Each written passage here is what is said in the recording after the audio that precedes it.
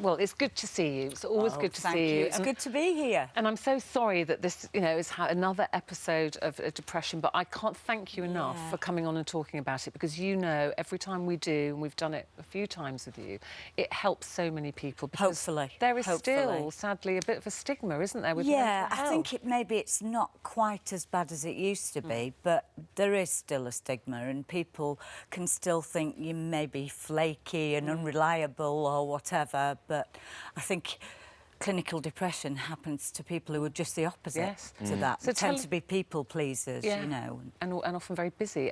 Tell us what happened this time, because we've read bits in the paper, but what and I think this is the problem, because you heard that there was a story sort of coming out surrounding this, and it wasn't really the case. No, what happened was 11 weeks ago now, I've been really well for 5 years, and I take 2 antidepressants, venlafaxine and quetiapine, and I have to have HRT, oestrogen and some testosterone.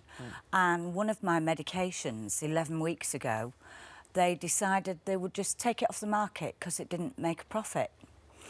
So the drugs company who make it just went, it's not worth it. The drugs company was bought out, and the new owners just went, this isn't making us enough money. They just said, this doesn't make money, let's stop it. And so I went for my repeat prescription, went to the doctors didn't know it had been stopped, the chemists didn't know it had been stopped. And so the chemist said, look, we can't get it. He said, come back in a couple of days, then come back next week. And I was without it for 2 weeks thinking, well, actually, maybe I don't need it because I'm fine. I was just filming most scenes, most days, and doing fine. And then after about 5-6 weeks, I started to slide, and they still didn't know why. They said there was a manufacturing problem at first, and then we found out that it was to be no more. And then, of course, you've got trial and error with another medication. And the problem is, once you go right down into that black hole, it's very hard to get yourself out of it. And I knew I was going there. And when you say you knew, what happens to you? So you're at work, on the face of it, you're Beverley Callard, you're Liz McDonald, you're doing your work, appearing to be probably very confident. What was happening to you inside?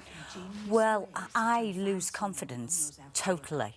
And to be honest, to play Liz, you've got to be very brave to put those clothes on, I have to tell you. And it didn't boil down to a skirt, really, did it? It was a PVC miniskirt. One of Ruth's. And I just thought, oh, my goodness me. And some days I think, do I really have to wear this? But that day I just thought, I just feel idiotic, and maybe I'm not up to doing this anymore. And my confidence had just totally gone. And then I looked around on the set, and there were all these beautiful females, and I just thought, I can't do it. I can't do it. And I sat on the Rover's stairs for a little while they were moving cameras, and I was just crying silently. And one of the makeup girls, who are our great friends, they saved my life. Well, they know you well, don't they? They know me so well, and they just said, you need to go home. And what my GP thought, I don't know. I'd Liz's makeup on, but cried off, eyelashes flapping. I parked in a disabled space outside the doctor's, went in. He saw me virtually straight away, and he said, we need some kind of substitute for this medication that's missing. No wonder you're going further and further down. So then I went to see a consultant, and I have to tell you, it was rubbish. He looked at me as if I were an idiot. And the problem is, you have to be strong enough to say, please help me. I know I need help. I know I need the help. I don't need you to tell me that. But I just don't know what the help is. You have to tell me.